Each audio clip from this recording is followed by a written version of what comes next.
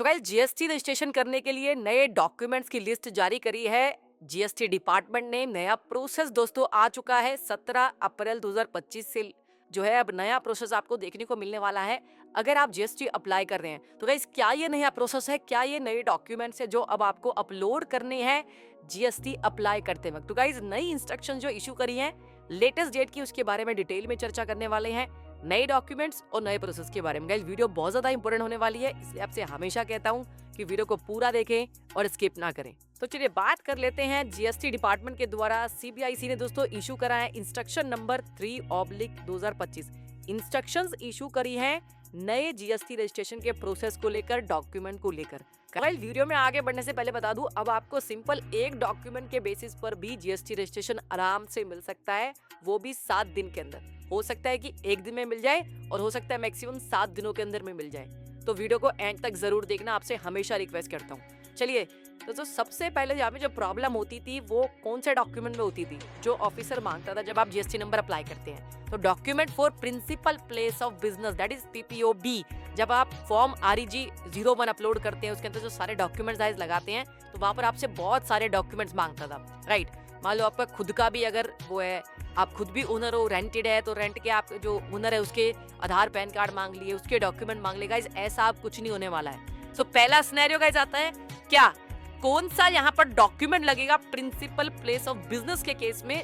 पहले अगर आपकी खुद की प्रेमाइसिस है, यानी कि खुद की जगह पर आप जीएसटी नंबर अप्लाई कर रहे हैं, खुद की जगह को यूज करना चाहते हैं प्रिंसिपल प्लेस ऑफ बिजनेस, तो गाइस सिंपल सिर्फ एक डॉक्यूमेंट में काम हो जाएगा। सिर्फ इनमें से एक डॉक्यूमेंट आपको देना है, प्रॉपर्टी की टैक्स रिसिप्ट, म्युनिसिपल खाता की कॉपी, इलेक्ट्रिसिटी का बिल, वाटर बिल या कोई भी अदर डॉक्यूमेंट जो स्टेट और लोकल लॉ के अंदर आपको डिफाइन करता है कि भाई ये इसका ओनर है, यानी कि रजिस्ट्री आपने कर रखी है तो रजिस्ट्री का डॉक्यूमेंट। इनमें से दोस्तों एक भी डॉक्यूमेंट दोगे ना ओनरशिप का, तो आपको उसके बेसिस पर सिंपल आपको जीएसटी नंबर मिल जाएगा। सेकंड उनका क्या, जिनकी रेंटेड प्रेमाइसिस है। अब ऑब्वियसली दोस्तों रेंट अगर होगा तो वहां पे हमारा क्या होगा, लीज एग्रीमेंट, रेंट एग्रीमेंट होगा। तो यहाँ पर आपको एक तो वैलिड लीज और रेंट एग्रीमेंट देना है, साथ में आपको कोई भी एक डॉक्यूमेंट देना है जो मैंने पॉइंट 1 के अंदर बताया, जो दोस्तों मैंने यहाँ पे कवर करे सारे। ये जो है प्रॉपर्टी टैक्स, म्युनिसिपल खाता copy, electricity bill, water bill, तो इनमें से कोई एक डॉक्यूमेंट, यानी कि 2 डॉक्यूमेंट दो रेंटेड के केस में और आपका जीएसटी नंबर आपके हाथ में आ जाएगा। लेकिन ध्यान रखना गाइस, अगर आपका लीज और रेंट एग्रीमेंट रजिस्टर्ड नहीं है तो उस केस में एग्रीमेंट की कॉपी तो लगेगी, जो लीज है, जो रेंट एग्रीमेंट है उसकी कॉपी लगेगी। साथ में जो मैंने डॉक्यूमेंट्स आपको बताए हैं पॉइंट नंबर 1 के अंदर ओनरशिप डॉक्यूमेंट, साथ में यहाँ पर अब लेसर का और ओनर का आपसे आईडी प्रूफ मांगा जाएगा, वो आपको एक आईडी प्रूफ आपको देना पड़ेगा, ठीक है जी। अगर आपका लीज और रेंट एग्रीमेंट रजिस्टर्ड है तो उस केस में गाइस आपको यहाँ पर एग्रीमेंट की कॉपी देनी है, डॉक्यूमेंट आपने जो पॉइंट नंबर 1 के अंदर मेंशन किए थे ओनरशिप प्रूफ वो आपने देने हैं, तो सिंपल हो जाएगा।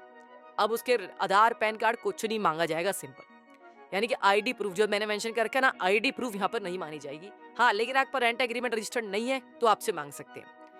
अच्छा अब इस सिनेरियो में क्या होगा, जहाँ पे आपकी प्रेमाइसिस दोनों ही पॉइंट में कवर नहीं होती, ना तो मैं रेंट पे रहता हूँ ना मेरी खुद की है। मतलब लेट्स सपोज मेरे फादर की प्रॉपर्टी है तो रेंट एग्रीमेंट तो बनेगा नहीं, मेरे स्पाउस की प्रॉपर्टी, किसी जानकार रिलेटिव की प्रॉपर्टी है जहाँ पे मैं रेंट एग्रीमेंट नहीं बनवाया, तो गाइस उस केस में क्या होगा, वहाँ पे आपकी खुद की प्रॉपर्टी नहीं है, यानी कि ओनरशिप आप किसके साथ है, स्पाउस के पास है, रिलेटिव के पास है, फादर के पास है, मदर के पास है, किसी के पास भी हो सकता है। तो सिंपल क्या होगा, कंसेंट लेटर एक प्लेन पेपर पे आपने बनवाना है, यानी कि जिसको हम कहते हैं no objection certificate NOC।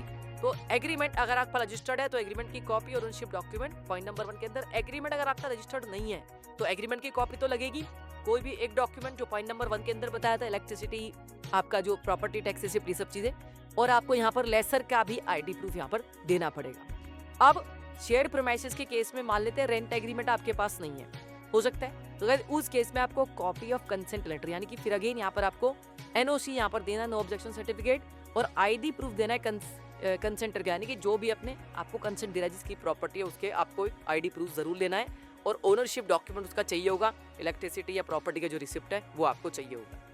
Next है गाइस हमारे पास, अगर आपका रेंटेड प्रीमाइसेस है लेकिन आपका रेंट और लीज एग्रीमेंट नहीं है, ऐसा भी हो सकता है। मान लेते हैं मैं अपने दोस्त के साथ रहता हूँ, रेंट एग्रीमेंट मैंने बना लिया, कि दोस्तों काफी सारे प्रैक्टिकल केसेस में हमने देखा है लोग रेंट एग्रीमेंट बना लेते हैं दोस्त के साथ भी, इवन मदर के साथ भी बना लेते हैं, लेकिन एक्चुअली में रेंट एग्रीमेंट नहीं है लेकिन आप है रेंट पे रहे हो, तो उस केस में गाइस आपका यहाँ पे एफिडेविट चलेगा। सिंपल आपको एफिडेविट बनाना है और कोई भी एक डॉक्यूमेंट जो आपको पॉइंट नंबर 1 के अंदर दे रखा है वो आपने लेना है, और एफिडेविट जो होगा वो नॉन जुडिशियल स्टैम्प पेपर पे बनेगा, मिनिमम वैल्यू के साथ बनना है, किसी भी आप नोटरी से उसको साइन और उसको नोटराइज करा सकते हो, सिंपल, कोई हार्ड एंड फास्ट रूल नहीं है इसके अंदर। सेकंड जो मोस्ट कॉमन एक डॉक्यूमेंट है जिसमें प्रॉब्लम होती है ऑफिसर को, आपको भी दिक्कत आती है, कॉन्स्टिट्यूशन ऑफ बिजनेस प्रूफ आपको देना है। अगर पार्टनरशिप फर्म है तो पार्टनरशिप डीड की कॉपी देनी है, इसके अलावा कोई भी डॉक्यूमेंट आपको नहीं देना है। यानी कि ना तो आपसे एमएसएबी मांगा जाएगा, ना उद्यम रजिस्ट्रेशन मांगा जाएगा, ना शॉप एस्टेब्लिशमेंट, ना ट्रेड लाइसेंस, दोस्तों कुछ भी नहीं देना है। सिर्फ पार्टनरशिप फर्म के केस में पार्टनरशिप डीड की कॉपी देने के, दोस्तों पार्टनरशिप डीड की कॉपी के बेस पे आपको पेन नंबर आ जाता है, आपका अकाउंट खुल जाता है, तो इसको भी देना चाहिए था। हालांकि दोस्तों काफी जो लोगों को ये प्रॉब्लम होती थी ना, गवर्नमेंट ने इस चीज को कहीं हद तक आइडेंटिफाई करा है, बहुत हैरेस किया जा रहा था जीएसटी नंबर को लेकर। अभी रिसेंटली हमारे साथ ही हुआ है, 3 महीने के अंदर जीएसटी नंबर दिया गया है, बताओ इतनी सिरदर्दी के बाद।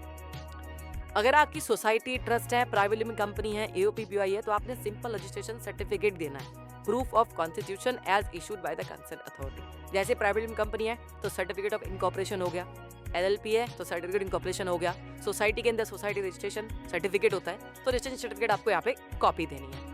अब बात करेंगे, ये तो मैंने बात करी डॉक्यूमेंट्स की, अब है जो मेन इंपॉर्टेंट पॉइंट है, क्या प्रोसेस कैसे करेगा। अब यहाँ पे आपकी एप्लीकेशन प्रोसेस की जाएगी, जरा ध्यान से कैसे, किस बेसिस पे की जाएगी। भाई सबसे पहले तो सारे डॉक्यूमेंट जितने भी आपने अपलोड करे हैं, आपकी फोटो, आईडी, सब डॉक्यूमेंट्स को यहाँ पर पहले तो वेरीफाई किया जाएगा। दूसरा यहाँ पर अब जो स्टेप है, अगर आपकी एप्लीकेशन जो है उसको रिस्की फ्लैग नहीं मिलता है, हो सकता है ना रिस्की दायरे में नहीं आती है गाइस, अब ये ऑफिसर देखेंगे, ये उनका सिस्टम देखेगा कि भाई ये जो जिस बंदे की डिटेल आई है क्या ये रिस्की पोजीशन में है कि नहीं है, तो वो उनके हाथ में है, वो कैसे इसको टैकल करते हैं। लेकिन अगर आपका यहाँ पे फ्लैग्ड एप्लीकेशन जो है वो रिस्की पोजीशन में नहीं है, तो उस केस में यहाँ पर दोस्तों आपको सिर्फ 7 दिन के अंदर, जब आपने एप्लीकेशन डाली उसके 7 दिन के अंदर आपको जीएसटी सर्टिफिकेट आ जाएगा, सिंपल। और अगर कोई एडिशनल डॉक्यूमेंट चाहिए होगा, मान लेते हैं एसी या डीसी का, आपको दोस्तों ऑफिसर को उस केस में अप्रूवल लेना पड़ेगा। लेकिन एक बात यहाँ आपने ध्यान रखनी है, एप्लीकेशन आप फाइल करते हो तो 7 डेज के अंदर अगर ऑफिसर को लगता है कि भी कुछ भी क्वेश्चन है, मान लेते हैं आपने कोई कॉपी डाली इलेक्ट्रिसिटी बिल की, प्रॉपर नहीं आ रही है, आपकी फोटोज में प्रॉपर नहीं आ रही है, आईडी प्रूफ क्लियर नहीं है, तो वहां पर फिर वो आपको शो कोड नोटिस दे सकता है, जिसमें आपसे कोई भी डॉक्यूमेंट मांग सकता है, कोई भी इन्फो मांग सकता है 7 डेज के अंदर। जब आपने एप्लीकेशन दी उसके 7 दिन के अंदर, फिर अगले 7 दिन के अंदर मैक्सिमम आपको रिप्लाई करना है विदिन 7 डेज, और फिर अगले 7 दिन के अंदर वो अप्रूवल कर देगा या आपको रिजेक्ट कर देगा। लेकिन गाइस इस केस में ध्यान रहे, ऑफिसर सेटिस्फाई होना चाहिए, तभी ये आगे चीजें जाएंगी। थोड़ी सी प्रॉब्लम आएगी क्योंकि कुछ ना कुछ इंडिया के अंदर जुगाड़ू लोग हैं, तो कुछ ना कुछ सॉल्यूशन कर लेते हैं प्रॉब्लम का। नेक्स्ट है आपको दोस्तों कुछ एक सिनेरियो के अंदर 30 डेज के अंदर भी यहाँ पे प्रोसेस का सामना करना पड़ सकता है, यानी कि 30 दिन के अंदर आपको जीएसटी सर्टिफिकेट मिलेगा। वो कब होगा? With in 30 days after physical verification of the place of the business, यानी कि आपकी फिजिकल वेरिफिकेशन हुई है, आपके प्लेस थी, उसके बाद आपको 30 डेज के अंदर जो है रजिस्ट्रेशन सर्टिफिकेट मिलेगा। या फिर अब उसके अंदर क्या है वो दोस्तों किस बेसिस पे होगा, किस बेसिस पे आपका फिजिकल वेरिफिकेशन होगा। अगर authentication of Aadhaar number and is flag as a risky, आपकी जो ऑथेंटिकेशन आधार की हुई है और वो रिस्की पाई जाती है, तो उस केस में भैया आप उनके दायरे में आ गए हो, फिर आपका फिजिकल वेरिफिकेशन होगा। आधार ऑथेंटिकेशन आपकी या तो फेल हो गई या आपने ऑप्शन चूज नहीं करा, तो उस केस में आपके साथ क्या हो सकता है, फिजिकल वेरिफिकेशन हो सकती है। ऑफिसर को लगता है कि उसको फिजिकल वेरिफिकेशन करनी चाहिए, आज सर को लग रहा है कि यार बहुत दिन हो गए बाहर नहीं घूमे, तो सर सोच रहे चलो यार थोड़ा बाहर घूम के आते हैं, फिजिकल वेरिफिकेशन करके आते हैं, क्योंकि उनको लग रहा है, आप समझ रहे हैं, अगर ऑफिसर को लग रहा है कि फिजिकल वेरिफिकेशन करनी है, लेकिन इसके लिए वो एसी का अप्रूवल ले लेंगे, एडिशनल कमीशन का उनको अप्रूवल लेना जरूरी है। अब यहाँ पे ध्यान है, जब 30 डेज की फिजिकल वेरिफिकेशन होनी है तो उसके जो इंपॉर्टेंट पॉइंट है वो क्या है। पहली बात तो ये, जब आपकी फिजिकल वेरिफिकेशन होगी तो वहां पर एक रिपोर्ट तैयार की जाएगी ऑफिसर के द्वारा। वो रिपोर्ट क्या होगी, उसमें ये बताया जाएगा कि एग्जिस्टेंस और नॉन एग्जिस्टेंस, कि भाई मैं वहां पे गया मुझे कुछ मिला नहीं, ताला लगा हुआ था, या फिर काम चल रहा है, यानी कि एग्जिस्टेंस और नॉन एग्जिस्टेंस की वो अपनी रिपोर्ट में मेंशन करेगा। फाउंड नॉन एग्जिस्टेंस, अगर उसको लगता है कि वहां कोई भी नहीं मिला, ताला लग रहा है, तो वो एफर्ट लगाएगा ढूंढने के कि भाई बंदे से मैंने बात करी, मैंने कॉल करा, फोन नहीं उठाया, इस सिनेरियो में। गाइस एक अभी रिसेंटली हमारे साथ एक केस हुआ, उसके अंदर फिजिकल वेरिफिकेशन करने के लिए बंदा रात को 8:30 बजे आ गया, बहुत बढ़िया, 8:30 बजे वेरिफिकेशन करने आ गया। अब आपको इसके बारे में क्या लगता है कमेंट करके जरूर बताना, रात को 8:30 बजे, ठीक है। जीपीएस अनेबल साइट फोटोग्राफ, तो वो क्या करेगा, फिर वहां पे जीपीएस के थ्रू जो भी फोटोग्राफ्स है उनको लेगा, उनको कैप्चर करेगा और उसको अपलोड करेगा। जुडिक्शन अगर इशू होता है, मतलब लगता है कि भाई किसी और जुडिक्शन में जाना चाहिए था, किसी और जुडिक्शन में चला गया है, तो उसको करेक्ट करने के लिए सेम डे एक्शन लिया जाएगा।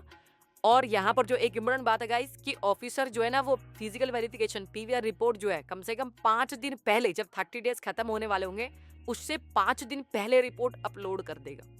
30 डेज का टोटल टाइम है, 30 डेज खत्म होने से पहले 5 दिन पहले, यानी कि अप्रोक्सीमेटली भैया वो 10 दिन के बाद ही चला जाएगा जब एप्लीकेशन डलेगी। लेकिन वो स्पेसिफिक कुछ केसेस के अंदर गाइस, हर किसी केस के अंदर ऐसा नहीं है। तो गाइस ये मैंने डिटेल में आपको बता दिया किन किन केसेस के अंदर आपको 7 दिन के अंदर मैक्सिमम सिंगल एक डॉक्यूमेंट के बेसिस पे मिल जाएगा, और कुछ केसेस में 30 डेज भी हो सकते हैं। तो गाइज आपके मन में कुछ भी क्वेश्चन है तो कमेंट करके पूछ सकते हैं, कोशिश करूंगा आपका रिप्लाई करने का। गाइज मैक्सिमम वीडियो को शेयर करें ताकि सबको पता चलना चाहिए नया प्रोसेस क्या है, नए डॉक्यूमेंट्स आपको क्या चाहिए जीएसटी नंबर अप्लाई करने के लिए।